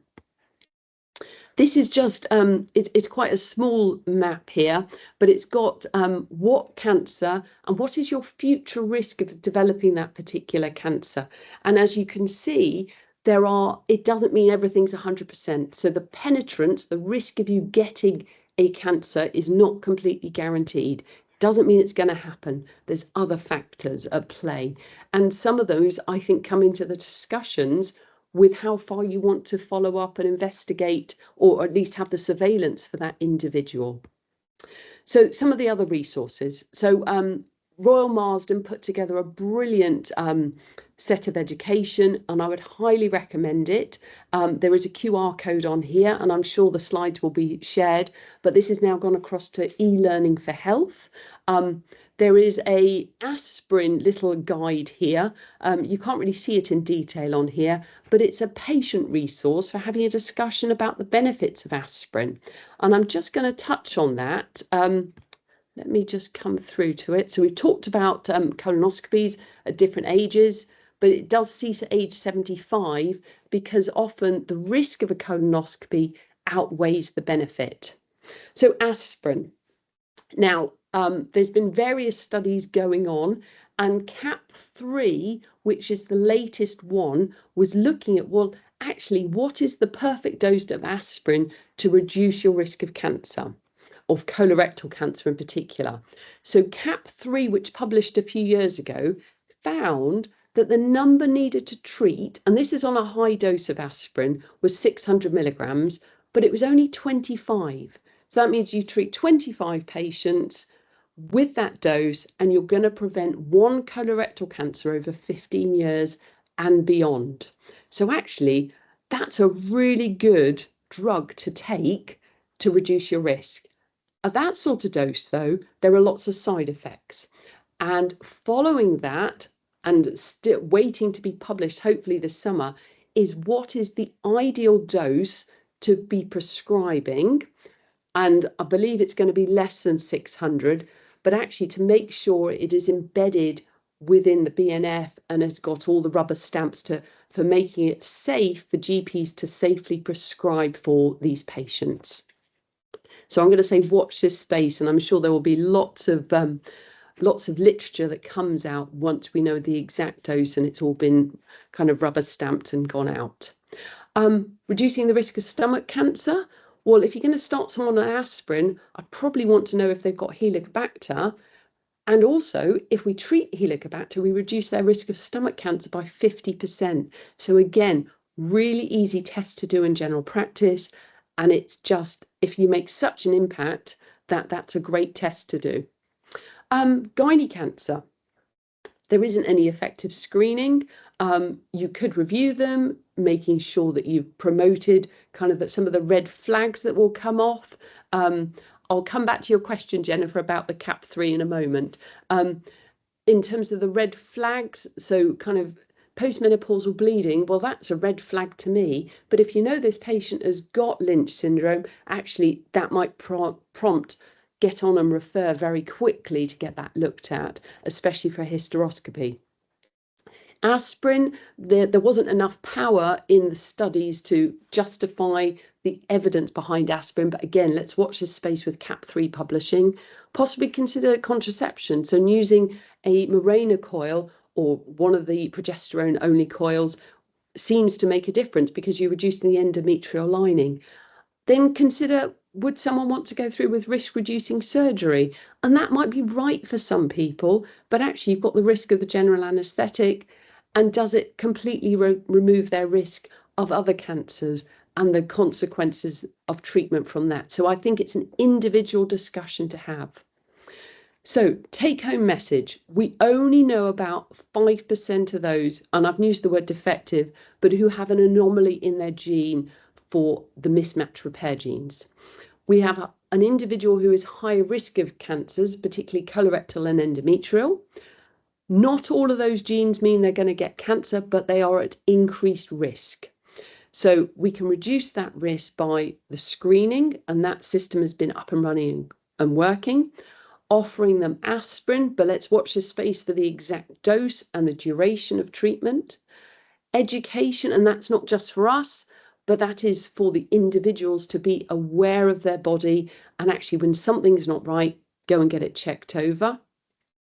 Consider risk-reducing surgery or surveillance and a low threshold to investigate. So what I often say to people is actually, if you've got something that's not right, go and find out, go and talk to someone, ask to go and see your GP.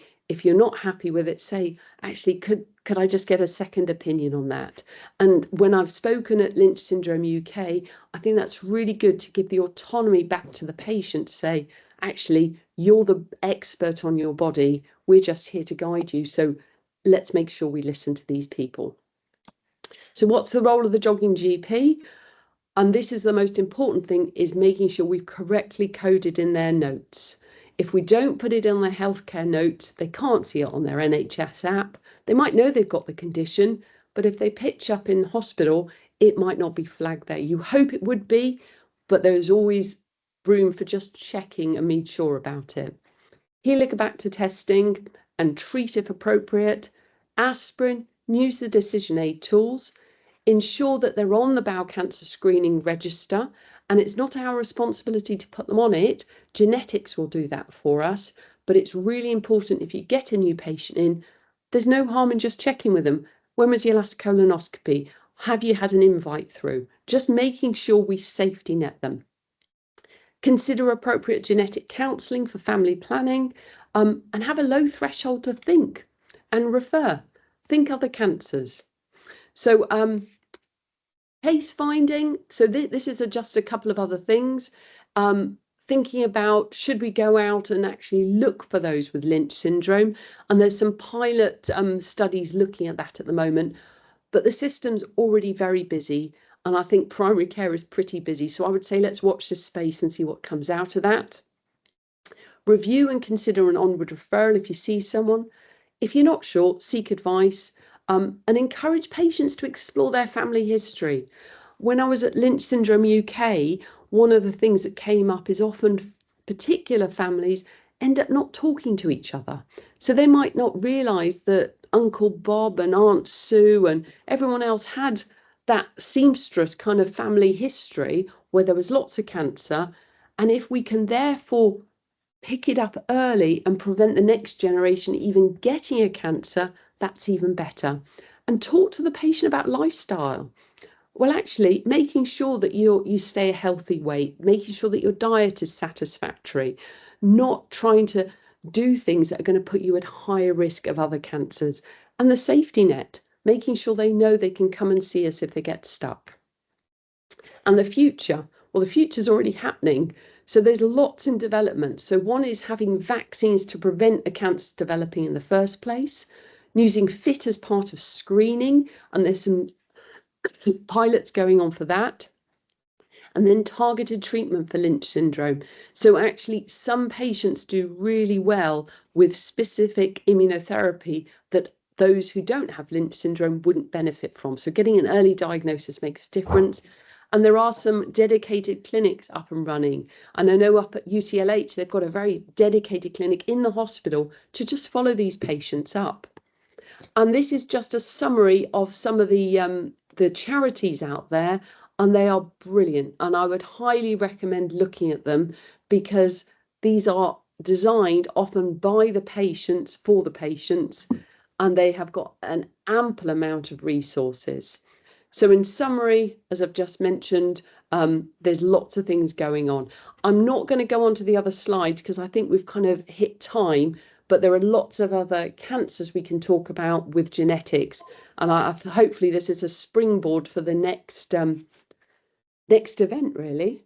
So should I stop sharing, Vicky? Thanks ever so much. Yeah, that's great.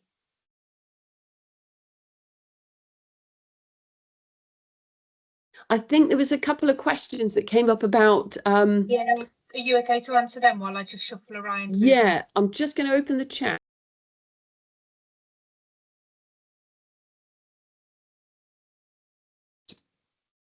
So there was two questions. One is about the coding. So Lynch syndrome does have a code.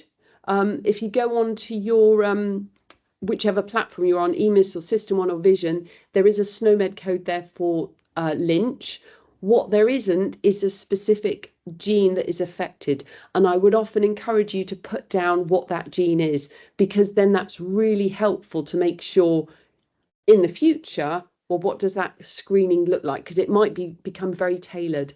And then what is the duration of aspirin? We're waiting for it to be published, but my understanding is we're not going to end up with patients having to take aspirin for life as you would with a cardiovascular event. This would be kind of a short duration, so maybe 2 to 5 years, but you would have a continued benefit having been on that aspirin. So it's not a lifelong treatment, because there will be a point where you think actually the risk of aspirin outweighs the benefit, but they've been on it for 5 years when they're in their late 50s. Actually, they've probably benefited from it. Can I just come in on that question about coding? And thank you so much for that talk, Vicky. Nikki. I think that's a really astute question, not just for this, but for rare disease in general. And healthcare records, especially with them going online, is a really big part of is a challenge and an opportunity in rare disease. And anyone who was involved in the efforts for shielding during the pandemic will understand that there were difficulties in rare disease because of how things like shielding were decided based on levels of that code, like how far down you go, say how many degrees on say on the ICD, for example. And I think if I could say one thing to anyone about coding is just being careful to be as accurate as you can in rare disease. But SNOMED certainly is not, it is not prepared for the level of knowledge we know about rare disease, and therefore being really clear in any notes, any letters, trying to not use acronyms, trying to use the most up-to-date name. Remember that often eponymous names in rare disease are no longer okay because of the background where they came from. For example, many rare conditions came from are assigned to names of medics who supported Nazism, for example.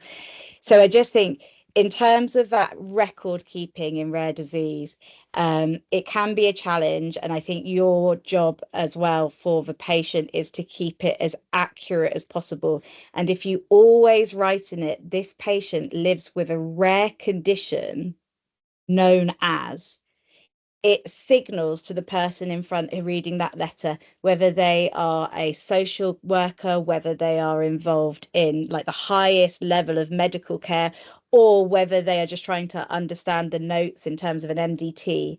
It gives that language of rare disease or rare condition so they can go and understand what they're talking about, and then adding the detail on top as well as is needed, because that it's about what is going to be functional for that patient and family in that situation.